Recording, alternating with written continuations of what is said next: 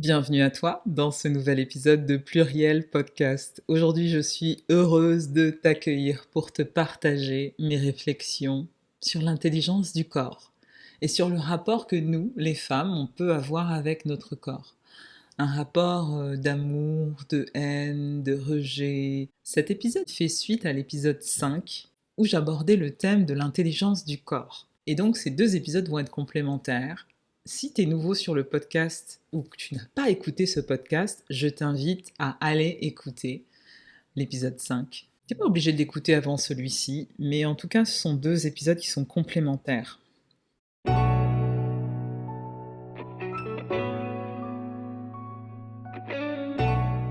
Pluriel, c'est le podcast des femmes pragmatiques et sensibles qui recherchent un équilibre entre leur rationalité et leur sensibilité et qui ont envie d'embrasser toutes les facettes de leur féminité.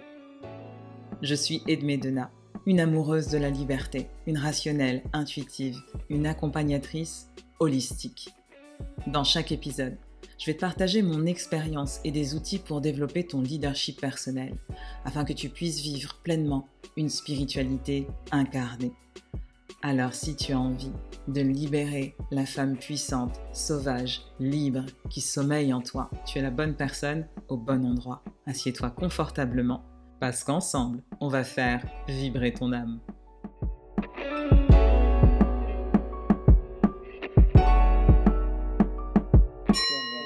Pluriel.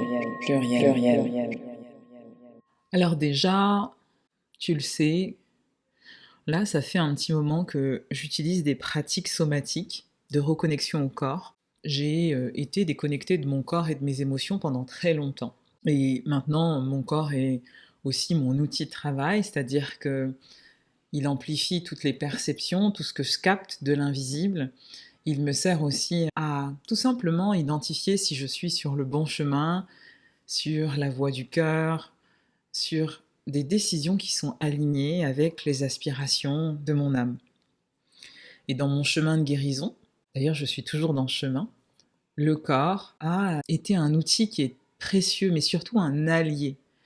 Et j'ai mis du temps à faire de mon corps un allié, à vraiment accepter mon corps de femme, l'aimer, le chérir, et je suis toujours sur ce chemin d'acceptation. Parce que nous les femmes, il y a un sujet tabou un peu comme ça avec le corps où on n'ose pas forcément en parler, surtout dans le milieu professionnel.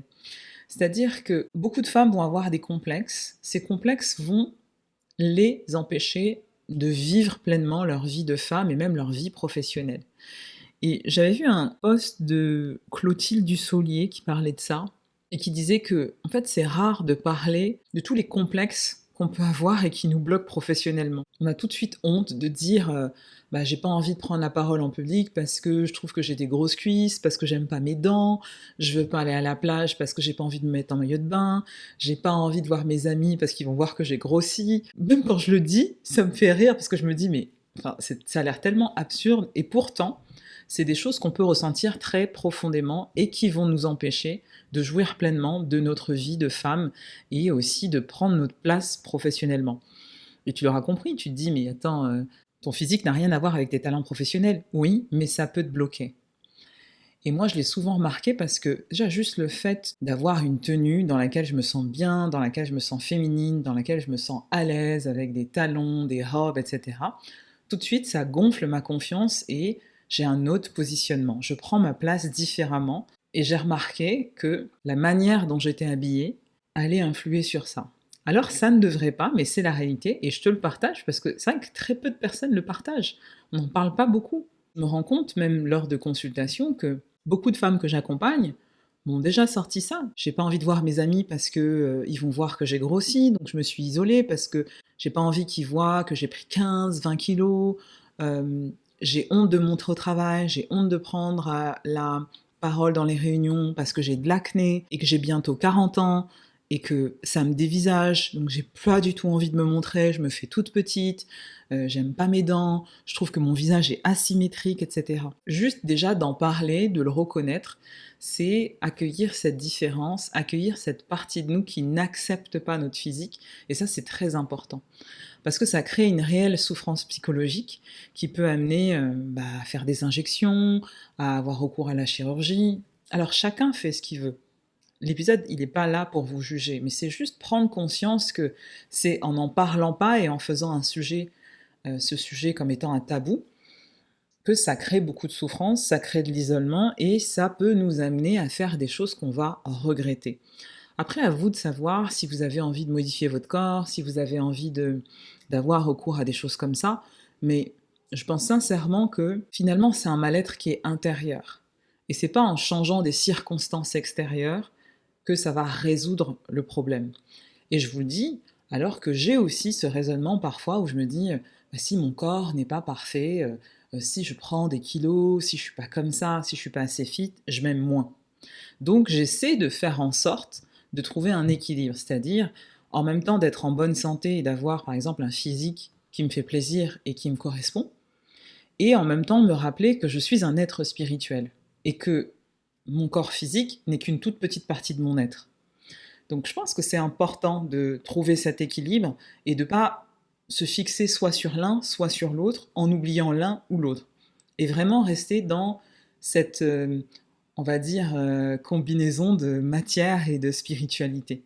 Et te demander pourquoi on a envie de faire ça, pourquoi on est aussi exigeant, pourquoi on va rechercher la perfection, et comment on peut aller accueillir aussi ces parties de nous qui détestent une partie de notre physique et qui font qu'on va développer des complexes et avoir peur de prendre notre place. Souvent, quand on creuse un peu dans les accompagnements, que ce soit pour moi en tant que cliente ou avec mes clientes, on se rend compte que le physique n'est qu'un transfert. Finalement, si on cherche ce qu'il y a derrière, il y a une plus grande souffrance qui est liée à l'enfance, soit la blessure du rejet, de l'humiliation, de l'injustice. On revient sur les blessures existentielles qui font qu'il y a ce petit être en nous, cette petite fille, ce petit garçon qui ne s'est pas senti compris, accepté comme il était, et donc il va faire une fixette et aller chercher la perfection sur des choses qui sont extérieures. En vérité, ce qu'il y a à aller à travailler, c'est vraiment nourrir cet intérieur, l'apaiser et progressivement retourner à l'amour de soi. Et ce qui est sûr, c'est que c'est certainement pas en se disant c'est bête, j'ai pas envie d'en parler, que ça va changer.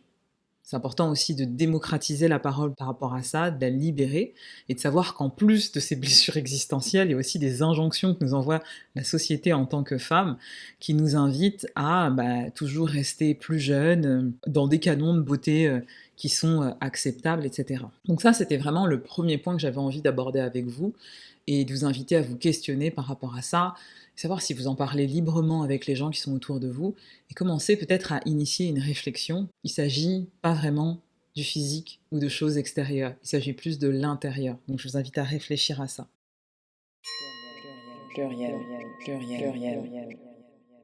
La deuxième chose qui m'a questionnée par rapport à l'intelligence du corps, c'est toujours cette notion de quels sont les messages que m'envoie mon corps. Ça a été vraiment un long chemin pour moi et en même temps un chemin qui est tellement riche en apprentissage. Tous les jours, j'apprends de mon corps. Tous les jours, je le chéris. Et j'essaie de faire du mieux possible pour rentrer en relation avec lui et en faire mon allié. Et cette réflexion, elle est partie du fait qu'il y a maintenant 7 semaines, je me suis fracturé le poignet. J'ai eu un accident de skate en faisant du skate avec mon fils. Bon, ça doit faire un peu plus de 2 ans, presque 3 ans que je fais du skate. Je suis jamais tombée, j'ai jamais eu de fracture. Et là, je me fracture le poignet et donc finalement je porte une attelle, rééducation. Et je suis un peu immobilisée presque pendant 2 mois. À ce jour, là où j'enregistre le podcast, je commence ma rééducation, donc je commence à reprendre possession de mon poignet. Et donc je me suis posé la question, en biodécodage ou en médecine traditionnelle chinoise, qu'est-ce que ça signifie de se fracturer le poignet? Quelle est la symbolique qu'il y a derrière? Qu'est-ce que mon corps veut me dire? Je suis allée chercher cette signification et je l'ai travaillée en thérapie. Alors peut-être que ça parlera pas à tout le monde, mais je me suis dit, pourquoi ne pas la partager lors d'un épisode? Le poignet, c'est vraiment une articulation qui permet la mobilité entre le cerveau et le corps, puisque c'est bien ce poignet qui va nous permettre d'agir, d'attraper, de jeter, de créer. Donc le poignet, il va nous permettre d'agir. Et il va nous permettre aussi de découvrir de nouvelles choses. Et en même temps, à l'inverse, le poignet, c'est celui qui bloque, qui refuse de bouger, qui va refuser de lâcher prise. Donc sans poignet, je ne peux pas me servir de mes mains au quotidien. Je ne peux pas ouvrir la porte, je ne peux pas tourner la poignée. Et quand j'ouvre la porte, j'accède à un autre monde, à un monde intérieur, à la frontière aussi entre deux mondes, entre chez moi et entre l'extérieur, au sens figuré comme au sens propre. Donc le poignet, c'est ce qui permet de maîtriser son environnement, d'entrer en lien avec son environnement. Et si on cherche la signification spirituelle, on peut se dire que le poignet, ça va permettre d'animer ce qui est autour de nous, de mettre en mouvement. C'est ce qui permet de poser une intention. Parce que ça va être le moteur de la mise en mouvement. Avec ma tête, je vais décider, et c'est mon poignet qui va mettre ma main en mouvement, attraper et amener les choses dans une direction ou dans une autre. La problématique qui est derrière la symbolique du poignet, c'est la capacité à lâcher prise pour pouvoir amener plus de mobilité, de flexibilité, de souplesse dans sa vie, pour pouvoir occuper l'espace de manière sereine et prendre des décisions. Et donc je me suis posé la question, sur quoi j'arrive pas à lâcher prise? Et bien en fait, dans cette période, sur plein de choses. Depuis le décès de mon père, j'ai beaucoup de choses à gérer. Il y a beaucoup d'émotions, de ressentis que j'ai du mal aussi à transmuter. 2024, c'est une période de transition pour moi. Je pense que je me suis pas autorisée à lâcher prise sur certaines choses. Pas forcément de vivre ma tristesse ou de vivre ma colère. Ça a été. Mais il y a des choses où j'ai pas su lâcher prise sur certaines peurs. La peur de ne pas me sentir en sécurité, la peur d'être blessée, la peur d'être rejetée. Et donc il y a des choses qui se sont cristallisées en moi, et je pense que c'est pour ça que mon corps a été fragilisé et que j'ai eu cette blessure du poignet. Et le fait d'avoir conscience de ça, de cette symbolique, de ce corps qui m'envoie des messages, eh bien j'ai pu travailler ça en thérapie. Donc j'ai déblayé le chemin, mais c'est toujours en cours. Et je trouvais ça intéressant parce que, surtout que maintenant que je travaille avec des outils somatiques et que je pratique le mana movement au quotidien, et ben quand on a un problème de poignet, ça a été compliqué. Alors je pense que vous m'avez vu sur les réseaux, j'ai quand même pratiqué avec une attelle pendant un certain temps, en faisant attention à mon corps bien sûr, mais voilà, j'ai continué à être en mouvement et à essayer de conserver cette fluidité et cette mobilité. Et puis, comme je l'ai fait à l'extérieur avec mon corps, je suis allée intégrer cette mobilité à l'intérieur de moi, être plus flexible à l'intérieur. Et encore une fois, c'est ce qu'on appelle l'embodiment. Comment un concept peut s'incarner dans notre corps et dans nos mouvements. Plus notre corps est en mouvement et intègre, transmute les émotions, les énergies, les ressentis, en faisant des mouvements qui vont être ronds, circulaires, féminins, non linéaires. On va aller transmuter les émotions. Et c'est vraiment très puissant parce qu'on va dépasser le mental. Et ça, c'est un bon exemple de comment juste le mental ne suffit pas. Dans mon cas, je suis quelqu'un de très pragmatique, très analytique. Si je reste juste dans mon mental, il y a des choses que je prends du temps à intégrer. Et donc, les pratiques somatiques vont permettre vraiment à votre corps de recevoir l'information et de permettre une transformation qui est durable. Et c'est vraiment tous les bienfaits des pratiques somatiques. C'est un ensemble de pratiques corporelles qui vont être douces, basées sur un travail de prise de conscience du mouvement, prise de conscience des émotions. Et par ça, on va élargir notre perception. Alors là, quand je vous l'explique, il y a plein de gens qui me disent « Ah oui, mais j'ai du mal à croire que ça peut faire ça. » Eh bien, c'est normal. Les pratiques somatiques ne sont pas des outils intellectuels. Ça vous invite à ressentir les choses, à les expérimenter, à les ressentir vraiment dans votre corps, pour qu'il y ait une intégration qui se fasse. C'est assez merveilleux parce que moi je le vis en tant que personne, mais je le vis aussi avec toutes les personnes que j'accompagne en thérapie holistique, où on va faire des séances sur ça, mais j'ai aussi une plateforme qui est dédiée à ça, et ce que je travaille en thérapie holistique avec les personnes que j'accompagne, sur cette problématique de reconnexion au corps, au féminin, à la libération émotionnelle, c'est les retours aussi que j'ai. Quand on me dit waouh, Edmé, en fait, entre les séances, j'ai ressenti ça dans mon corps. Avant, je l'avais compris intellectuellement, mais je sentais que mon corps l'avait pas intégré. Maintenant, je le ressens. Et il y a eu ce moment, à cette date, où je l'ai ressenti, et ça a tout changé. Et ça se passe souvent dans les premiers mois, hein, quand on est en thérapie. Il ne faut pas un an de thérapie pour ça, hein.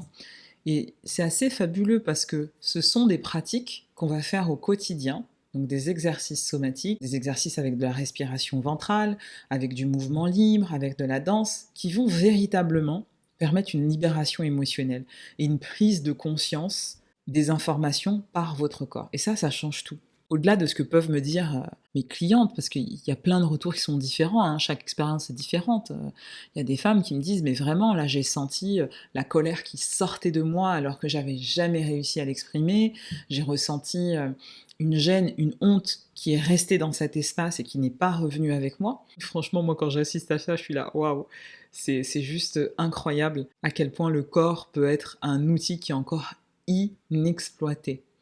Et en France, je trouve qu'on est en retard là-dessus par rapport aux anglo-saxons qui ont bien compris que la transformation ne passe pas que par quelque chose qui est pragmatique et analytique. Ça passe par le corps et aussi par la régulation du système nerveux. Et toutes les pratiques somatiques vont permettre ça. Je suis assez émerveillée par cette intelligence du corps et par voir à quel point le corps peut être notre allié. Comme je vous l'avais déjà expliqué, j'ai presque cru que mon corps me lâchait, que mon corps était mon ennemi, parce que j'avais tellement refoulé des émotions, qu'elles ont stagné dans mon corps et qu'elles ont créé des maux physiques. Et ça, c'est une réalité dont on parle peu. Si je ne verbalise pas mes émotions, si je ne les laisse pas sortir de différentes manières, à votre propre manière, eh bien, elles deviennent des émotions et des énergies qui stagnent dans mon corps et ça crée de la souffrance. Cette souffrance, elle peut être psychique, physique, mais à partir d'un moment, elle va apparaître et elle va avoir un gros impact sur le système nerveux qui va être dérégulé et qui va créer de l'épuisement émotionnel, professionnel, de l'irritabilité, des maux physiques, qui sont récurrents comme des maux de tête, des maux de nuque, des maux de ventre, voilà, un peu inexpliqués. Ça va créer de l'isolement aussi au niveau social. Les personnes vont s'isoler de plus en plus. Des troubles du sommeil, des troubles alimentaires, tout plein de choses.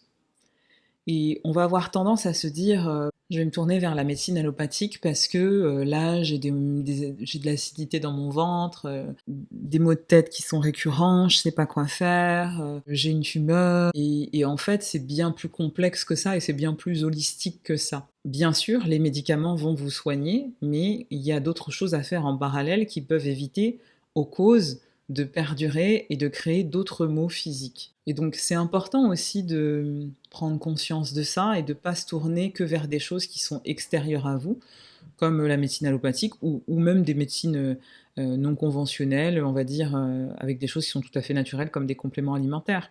Parce que c'est pas une bonne idée non plus d'acheter 300 € de compléments alimentaires par mois et de se dire ça va faire que je vais être en bonne santé.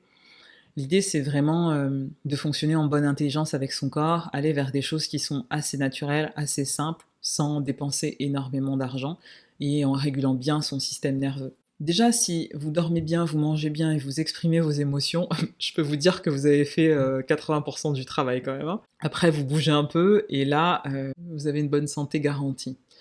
Pour moi, la problématique, ça a toujours été d'exprimer ses émotions, des émotions parfois que je ressentais même pas. C'est un point commun que j'ai avec les personnes que j'accompagne, c'est que moi, pendant longtemps, je ne ressentais pas certaines parties de mon corps.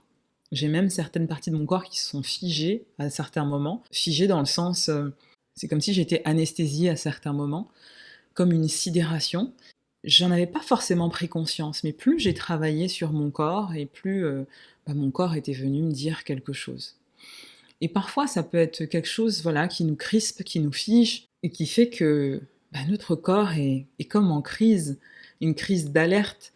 C'est vraiment un cri de la vie qui nous dit là, tu vas pas dans le bon sens. Typiquement, quand j'ai fait mon burn-out, j'ai découvert que j'avais une tumeur au foie qui était bénigne, que je dois surveiller, donc vraiment une grosseur au niveau du foie, qui est bénigne, mais il ne faut pas non plus qu'elle gêne les autres organes.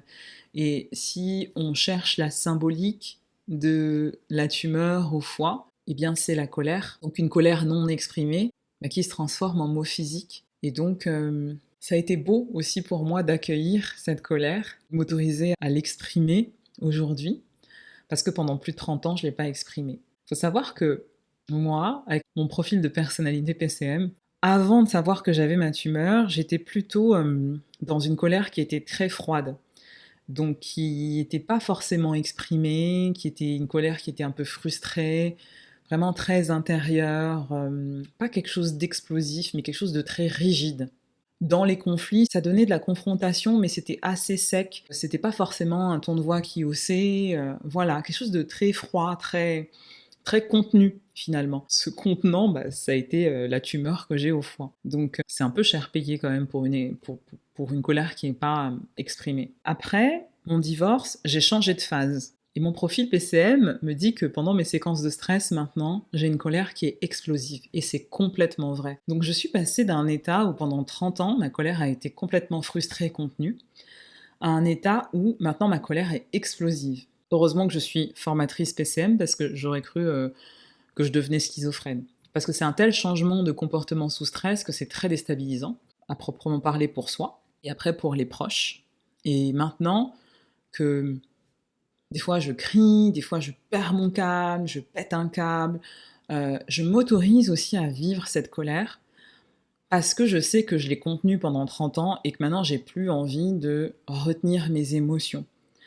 Bien sûr, je vais essayer d'aller réguler l'intensité de la colère, la manière dont je l'exprime, d'avoir les bons mots pour pouvoir pas être dans une communication violente. Mais des fois, ça sera violent. Et pour l'instant, j'en suis là. Et c'est important pour moi de vous le partager parce que souvent, quand on parle d'expression des émotions, de gestion des émotions, de vivre en fait ce stress, cette anxiété, de sortir du burn-out, on a l'impression qu'on va utiliser des outils magiques et que tout ira bien. Eh bien non, ça se fait très progressivement.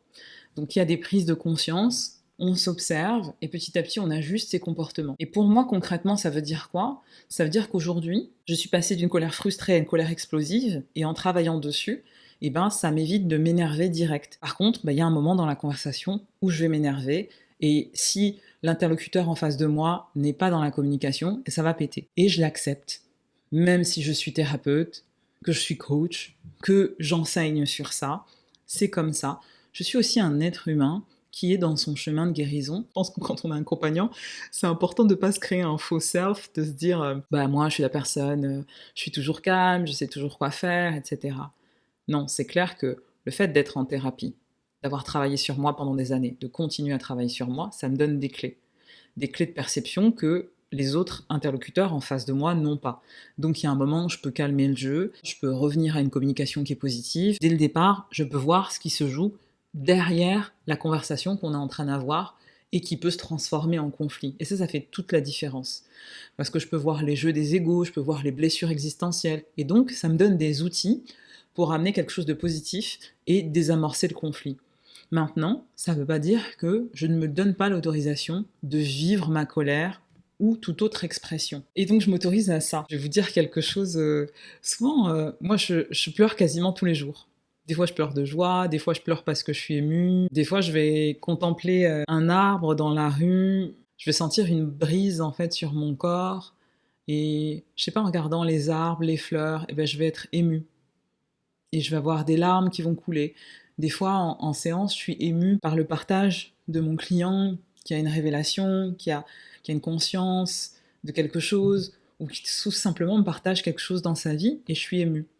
Il y a plein de choses comme ça qui ont l'air très très anodines. Il y a des gens qui ont honte d'être émus ou de pleurer par rapport à ça. Mais moi, je suis hyper contente. Même quand ma thérapeute me dit « mais quand tu pleures sur ça, qu'est-ce qui se passe? Est-ce que t'es triste ?» Non, des fois je suis pas triste, je suis juste touchée par la beauté du moment. Et pour moi, c'est tellement une victoire parce que pendant plus de 30 ans, j'ai quasiment pas pleuré. Forcément, j'accompagne des hypersensibles et qui voudraient, eux, arrêter de pleurer.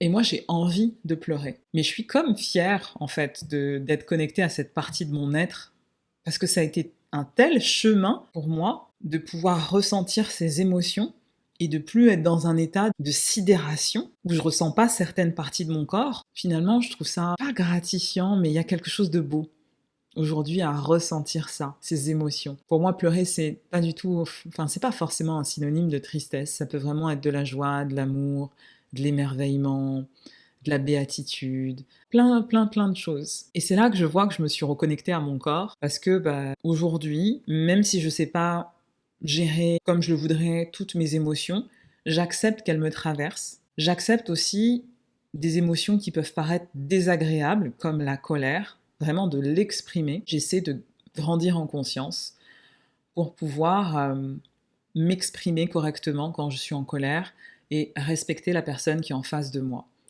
La plupart du temps, j'y arrive à respecter, pas forcément à pas lever la voix, mais voilà, en tout cas, je me laisse traverser par cette énergie. Et je peux vous dire que c'est beaucoup plus plaisant et facile de se laisser traverser par cette énergie et de pas être dans une énergie de contraction où je vais retenir les choses, où je vais me dire, où je vais aller alimenter mon faux self, c'est-à-dire créer un personnage, genre je suis une meuf qui est tout le temps hyper calme et hyper zen. Non, c'est pas vrai. Des fois, je suis très calme, très zen, et des fois, pas du tout. Et ça me va bien, parce que c'est aussi ma personnalité. Donc, l'important pour moi, c'est de rester fidèle à mes valeurs, de me respecter, de respecter la personne qui est en face de moi. Et aujourd'hui, dans la phase PCM dans laquelle je me trouve, quand je ne réponds pas assez bien à mes besoins psychologiques, dans mes séquences de stress, je vais exprimer ma colère de manière explosive. Je vais devenir un volcan. Et c'est OK. L'important pour moi aussi, c'est vraiment de continuer à grandir en conscience, de continuer à répondre à mes besoins psychologiques pour pouvoir diminuer l'intensité de tout ça et le pérenniser. Et c'est absolument pas de tout effacer et de me dire en fait je serai jamais stressée, jamais anxieuse, parce qu'on vit dans une société où on a des déclencheurs, on ne peut pas être zen tout le temps. D'accord ? En revanche, je pense qu'on peut véritablement transformer sa manière d'entrer en relation avec l'autre, d'entrer en relation avec soi-même, et on peut changer complètement sa perception du monde. Avec une connaissance de soi, moi c'est ce que m'a permis clairement mon profil PCM, et avec une régulation de son système nerveux, et ça sont les outils somatiques, qui vont aider à libérer émotionnellement, à nettoyer aussi les énergies qui stagnent dans notre corps, à nous permettre tout simplement de transmuter les émotions, sans forcément être dans notre tête, sans forcément chercher à comprendre le pourquoi du comment je suis bloqué, maintenant je suis débloqué. On s'en fout. On est là pour expérimenter. La thérapie somatique, ça passe par de l'expérientiel. On arrête de réfléchir et on expérimente avec son corps. On se reconnecte à une sagesse qui est ancestrale. C'est assez beau. En définitive, je suis assez contente aujourd'hui de ressentir de la colère et de réussir à l'exprimer, mais aussi de pleurer à peu près chaque jour parce que voilà, ça me reconnecte au vivant. Dans les périodes où j'ai vraiment été très triste, où l'intensité des émotions était trop forte, il m'arrivait de ne plus rien ressentir. J'avais vraiment ce blocage, ce poids dans ma poitrine, et c'est comme si tout mon buste était anesthésié. Je ressentais comme un néant au niveau du plexus solaire. Pour moi, c'est aussi un bon indicateur de maintenant où est ma joie. Quand mon plexus solaire s'active, j'ai vraiment tout mon buste qui s'active, avec le cœur qui s'ouvre, avec le plexus solaire qui s'ouvre. Et au contraire, quand tout est bloqué, tout se referme. Quand la douleur est trop forte, le corps nous envoie des messages qui sont très très forts.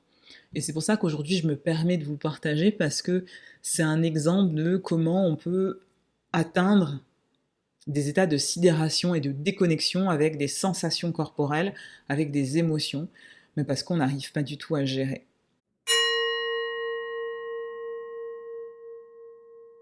J'espère que cet épisode vous a donné envie de vous reconnecter à votre corps, à cette sagesse ancestrale qui est l'intelligence du corps. J'espère que cet épisode vous a donné envie de décoder les messages de votre corps. Pas dans la force, juste dans la douceur, dans la pratique du quotidien. Vous a invité à tout simplement accueillir votre corps de femme, à mettre en place des choses qui vont vous faire du bien et qui vont vous faire que vous allez rentrer en relation avec votre corps. Si vous avez envie d'être accompagné sur ce chemin, je suis là. C'est tout l'objet de la thérapie holistique que je propose, qui va vous aider à vous reconnecter à votre corps de femme, bien sûr réguler vos émotions, vous libérer du burn-out, de l'anxiété, de l'épuisement émotionnel. Surtout apprendre à gérer tout ça de manière autonome, en utilisant votre corps, votre intuition. Je serais ravie de vous accompagner sur ce chemin. N'hésitez pas à me contacter si ça résonne pour vous. Voilà, cet épisode touche à sa fin. Si ça vous a plu et que vous pensez que ça peut aider quelqu'un, n'hésitez pas à partager cet épisode, à me taguer sur les réseaux sociaux et surtout à mettre 5 étoiles sur Apple Podcast et sur Spotify. Laissez-moi des commentaires sur YouTube, sur Apple Podcast, parce que je sais qu'on ne peut pas encore en laisser sur Spotify. Et voilà, je vous dis à bientôt et aussi merci pour les partages d'épisodes parce que les écoutes sont en hausse depuis un mois, donc je pense que les gens partagent. Je le vois pas forcément. J'ai vu des gens qui partageaient sur LinkedIn. Continuez à partager, à diffuser cette parole qui peut faire du bien à beaucoup de monde. En attendant le prochain épisode, prenez soin de vous et écoutez les messages de votre corps.